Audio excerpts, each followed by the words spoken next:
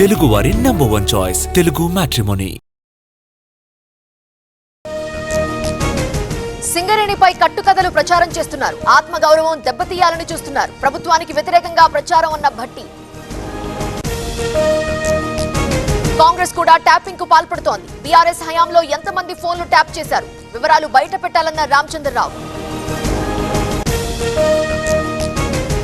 Startup కేంద్రంగానే tea hub కొనసాగించాలి.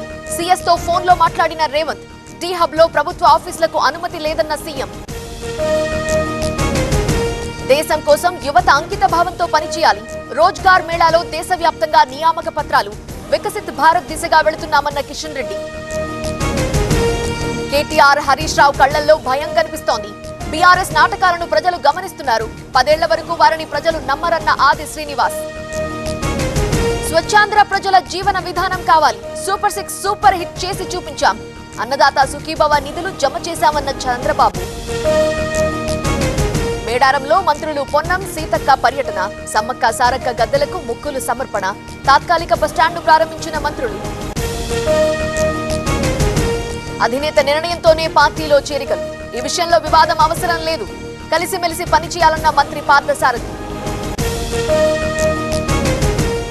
బావమరుదులు రెచ్చిపోయి మాట్లాడుతున్నారు. వారిని కంట్రోల్ చేయకుంటే కాంగ్రెస్ కే నష్టం. ప్రభుత్వం సిట్ ఏం చేస్తోందన్న రఘునందన్. వికారాబాద్ జిల్లాలో సంపూర్ణ మద్యపాన నిషేధం. మదులపల్లి గ్రామ పంచాయతీ తీర్మానం. ఎవరైనా మద్యం సరఫరా చేస్తే 5 లక్షల జరిమానా. తమిళనాడులో బీజేపీ అధికారంలోకి వస్తుంది. పొత్తులపై అధిష్టానం నిర్ణయం తీసుకుంటుంది. మోదీ సినీ గ్లామర్ ని మించిన స్టార్ అన్న శ్రీనివాస వర్మ. వైసీపీ హయాంలో ప్రజల ఆరోగ్యంతో చెలగాటం. మద్యం స్కామ్ లో విచ్చలవిడిగా దోచుకున్నారు. జోగి రమేష్ పై మంత్రి కొల్లు రవీంద్ర ఆగ్రహం. నిజామాబాద్ లో గంజాయి గ్యాంగ్ ఆగడాలు. ఎక్సైజ్ పోలీసుల్ని కారుతో ఢీకొన్న గంజాయి బ్యాచ్. కానిస్టేబుల్ సౌమ్యకు గాయాలు. ఆసుపత్రికి తరలింపు. దేశవ్యాప్తంగా 18వ రోజ్గార్ మేళా. వీడియో కాన్ఫరెన్స్ ద్వారా పాల్గొన్న ప్రధాని మోదీ. 61,000 మందికి నియామక పత్రాలు పంపిణీ. నిరుద్యోగుల కష్టాలు మోదీకి తెలుసు. ఉద్యోగులు మీ బాధ్యతని విస్మరించొద్దు.